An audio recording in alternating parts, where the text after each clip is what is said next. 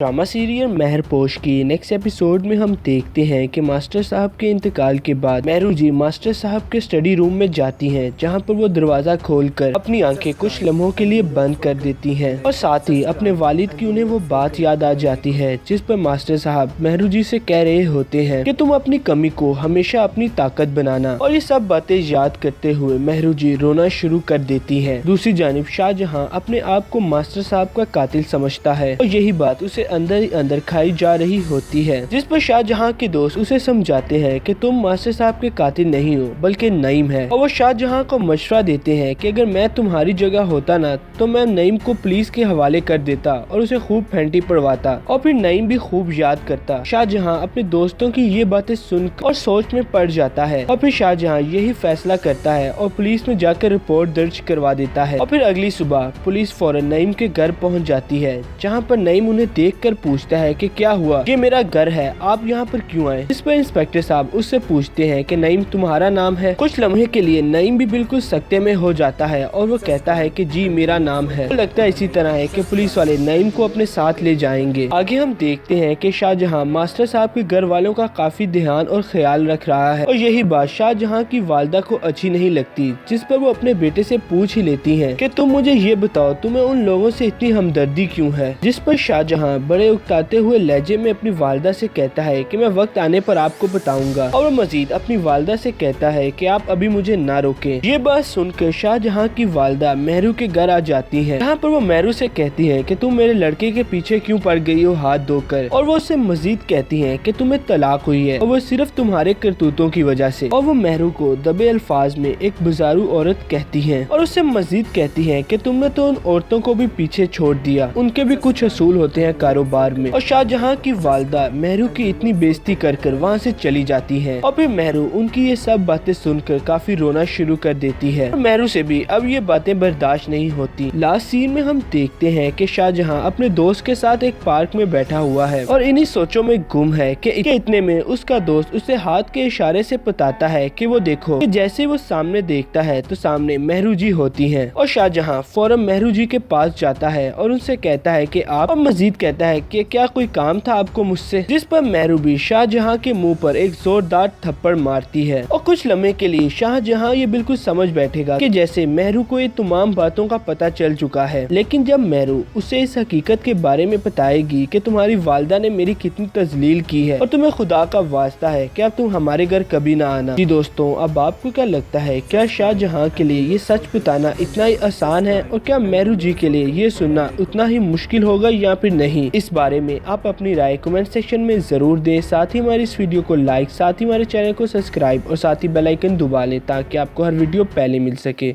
हमारी इस वीडियो को लाइक और अपनी राय का इजहार कमेंट बॉक्स में जरूर करें। हमारे चैनल को सब्सक्राइब करने ताकि आपको हर वीडियो पहले मिल सके।